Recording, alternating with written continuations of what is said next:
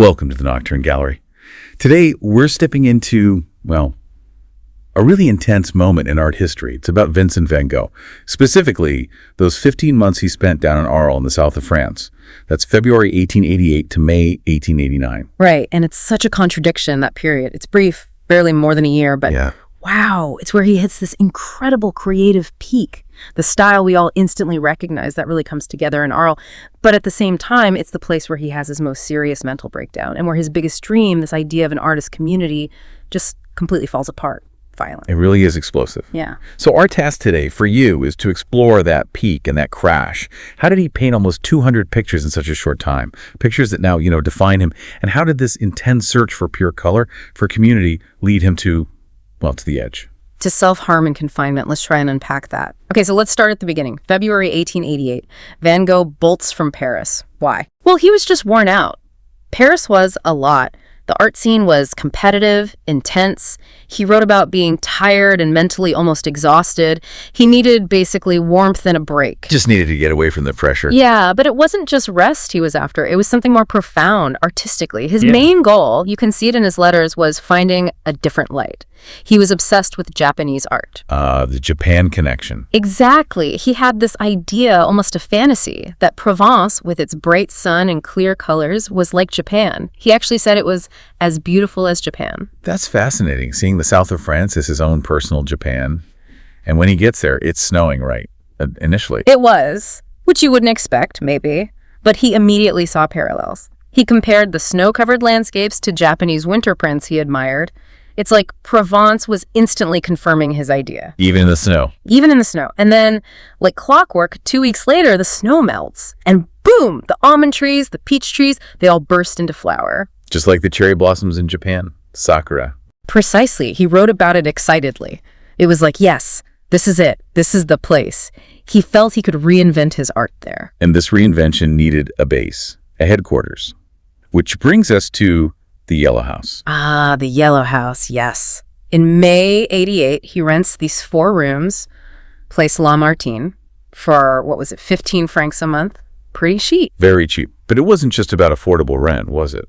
Oh, not at all. The Yellow House was everything. It became this huge symbol for him. He called it the symbol of a new art, the studio of the future. He envisioned it as this haven, a community. A refuge for painters, I think he said. Exactly, a refuge. He wasn't just looking for people to split the bills with. He wanted to build a movement, a shared philosophy of art, right there.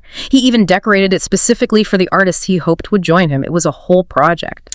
So more than just roommates, he wanted disciples almost. Starting something new, far from Paris. And that energy, that conviction, it fueled this incredible burst of creativity. We're talking 190 paintings in those 15 months. It's staggering. Just unbelievable output. And the speed. He often knocked off canvases, what he called studies, in maybe an hour or two. There was this confidence, this urgency. And it's not just the quantity, is it? It's the quality. This is where that signature Van Gogh style really solidifies. Absolutely. It's like everything he'd learned before came together. A real synthesis, as you said. A synthesis of what, exactly? Well, you see the strong drawing and the thick paint, that impasto from his earlier Dutch work. That realism is still there underneath. But then layered on top, you get the vibrant, pure colors he discovered with the Impressionists in Paris. But pushed even further. Much further. In Arles, he really lets loose. Pure yellow, pure blue, orange. They dominate. He stops being tentative with color. He's controlling it, yes, but he's bold. Fearless, almost. He seems almost obsessed with the sun itself. This idea of the sun cult. Oh, completely.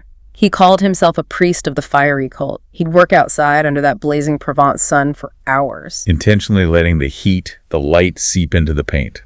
What must that have felt like? Intense. Probably overwhelming. But he believed he needed that intensity. He wasn't just painting the effect of light. He was trying to paint the light itself, its energy. You see that in those early Arles paintings? Like the Flowering Tree series? Yeah. Pink Peach Tree, for example. Definitely. He's grappling with this new, intense light, but then he also turns to the complete opposite, the night. Right, the night cafe terrace. How did he even see? Legend has it he stuck candles to his hat, or maybe his easel, whatever it took, because he wanted to use color to express the feeling of the place, not just what it looked like. The loneliness of the night cafe or the brilliance of the day, it was about emotion. But amidst all this focus on light and landscape, he still desperately wanted to paint people, didn't he? He really did. He wrote about passionately wanting to paint the human figure, but it was tough. Why? People didn't want to pose for him. Apparently not, many of them. His letters mentioned locals refusing. They thought he made them look odd, distorted. Because he wasn't going for photographic accuracy. Exactly. He was painting their character, their essence, maybe their struggles, and perhaps they found that unsettling, too revealing. Which makes the portraits he did manage to paint even more important. Hugely important. And the big exception, of course, was the postman. Joseph Rouland and his family. Yes, the Rouland family. They became his anchor in a way. He saw Joseph Rouland as this ideal figure, the healthy life of simple people. Kind of father figure, maybe? Painted them multiple times. Repeatedly. It shows his range, doesn't it? On one hand, he's painting the bleakness of the night cafe full of despair. On the other, he's carefully documenting the stable, honest family life. He wanted to capture it all. That stability was crucial because the whole Yellow House dream, that artist's community, it really hinged on getting one specific person there. Paul Gauguin. Paul Gauguin. Van Gogh saw him as the leader, the key figure needed to make the whole thing work, and he prepared for Gauguin's arrival like crazy. It's become part of the legend, hasn't it? He decorated the whole house. He painted the Sunflowers series specifically for Gauguin's room as a grateful greeting, he called it, a welcoming gesture. And he painted his own bedroom too, the famous bedroom in Arles. Yes, and that was fascinating. He wrote about using specific bright colors deliberately to create a feeling of rest and repose. He hoped the colors themselves would calm the brain. Trying to control the atmosphere, maybe his own mind, through color. It feels like that, doesn't it? Almost a desperate attempt to create calm before the, potential storm. So Gauguin finally gets there, October 20th, 1888. The dream is about to become real. But it doesn't last long. Barely 2 months. It went wrong very quickly. What was the main issue? Fundamentally, their personalities and their art philosophies just clashed big time. Their worldview differences, as sources put it, just blew up. Well, Gauguin was more of a symbolist. He liked painting from memory, from imagination. Van Gogh was rooted in observing reality intensely. Plus, Gauguin arrived acting like the established master, a bit dismissive of Vincent's work sometimes. And Vincent craved validation, partnership. So lots of arguments. Constant arguments about art. Apparently, they got incredibly heated, electrified to the limit, Vincent wrote. The tension just built and built. Until December 23rd, 1888, the night it all exploded. Yeah, the night the dream died. After some kind of confrontation, the details are a bit murky. Van Gogh had a complete breakdown, a fit of madness. But he goes. He cut off part of his ear. His left earlobe, yes. He severed it, wrapped it in newspaper. And gave it to an acquaintance. Yeah. A woman named Rachel, reportedly. It's just horrific. Utterly horrific. He was found unconscious the next day, rushed to the hospital. The whole thing unraveled so fast. And Gauguin. Gauguin basically packed his bags. He called Theo, Vincent's brother, told him what happened, and was gone by December 26th. Left Arles for good. Just like that. Abandoned him. Pretty much. It was brutal. Vincent later said he only remembered it all vaguely, which tells you something about his mental state at that moment. But his thought wasn't even about himself, was it? No. Isn't that incredible? He wrote later worrying that he'd frightened Gauguin too much. Still thinking about the community, about Gauguin's role, even after that. And the art he made right after reflects this loss so directly. Oh, absolutely. He paints Gauguin's chair, an empty chair, capturing, as he put it, his empty place. And contrasts it with his own chair. His own simple, rustic, straw-seated chair, the two chairs side by side, empty. It's such a powerful symbol of their different personalities, their failed partnership, the whole collapsed dream, right there on canvas. Those next few months, early 1889, were incredibly rough for Vincent back in Arles. He kept having relapses, didn't he? Yes, repeated episodes, and his breakdown, the ear incident, it had terrified the townspeople. Understandably, perhaps, but... Understandably, but the reaction was harsh. Very harsh. 80 residents actually signed a petition. They sent it to the mayor, demanding Van Gogh be confined, locked up. 80 people from the town he'd come to paint. Yeah. It led to him being put in the hospital ward for violent patients for a time. It must have been utterly humiliating and frightening. So, faced with that hostility, the town turning against him, he made a choice. He did. He realized he couldn't stay in Arles. The Yellow House dream was over. The community rejected him. So he made the decision himself, voluntarily, to go into isolation. He moved to the asylum in Saint-Rémy-de-Provence in May 1889. Choosing confinement to try and find some stability. Essentially, yes. He knew he needed help, and he removed himself from the situation. A really painful admission of defeat, in a way. Looking back at his whole philosophy during his Arles time, it's just heartbreaking, isn't it? This dedication to the community of painters, the idea that art should serve ordinary people, the man in wooden shoes. He held on to that belief so fiercely, that art had a purpose, a duty to connect with humanity, even as his own connection to reality was fraying. And that belief fueled his whole approach to painting. Completely. He wasn't trying to just copy what he saw. He was aiming for what he called a non-literal truth. A truth that was more truthful than the literal truth. What does that really mean? It means, I think, capturing the feeling, the essence, the emotional core of something, rather than just its surface appearance.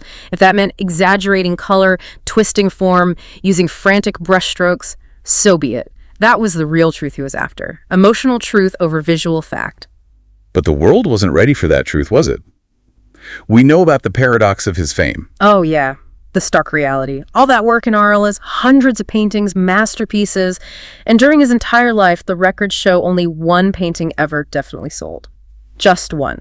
The Red Vineyards in Arles. One painting, compared to over 800 he left behind when he died, relying completely on his brother Theo for money, for paint, for everything. It's staggering. But despite that lack of contemporary success, Arles did achieve his artistic goal, didn't it? It's where he forged the style, that expressive power, that intensity, that absolutely revolutionary use of color. That laid the groundwork for modern art. Exactly. It changed everything that came after. And it's funny, we know so much detail about this intense, relatively short period, more than we know about many artists. All thanks to the letters. His constant correspondence with his brother Theo. They weren't published until years after both Vincent and Theo had died, but once they were. Wow. They revealed this incredibly articulate, passionate literary mind. It gave us the human drama behind the paintings. It's why he feels so immediate, so knowable to us. More than just a painter, a writer too. A great writer, yes. And that style he forged in Arles. It hit subsequent artists like a bomb. That idea of deliberately exaggerating, pushing color, distorting things to express raw feeling. That's the core of it, isn't it? Yeah. Expressing feeling. That's the core. Movements like Fauvism, German Expressionism, they picked up directly on what Van Gogh started in Arles. He basically gave them permission. Permission to paint emotions, not just sights. Precisely. Paint what you feel about the subject, not just the subject itself. So it leaves you with this kind of provocative question, doesn't it? About Arles, about his whole life, really. He poured everything, his money, his health, his sanity, into this art. Art that almost nobody bought or recognized while he was alive. Sacrificed it all. So how do we measure his success? Is it by the market then, which completely ignored him? Or is it by the unbelievable lasting impact his vision had? The way his work just exploded onto the scene after his death and shaped so much of 20th century art. That solitary, intense vision he chased under the Provence sun. Yeah, that intense yellow. The color of the sun, the sunflowers, the yellow house. It became this symbol of both genius and agony. It's still there for you, the listener, to look at those paintings and feel that energy, that spirit he poured into them long after the Arles dream crumbled.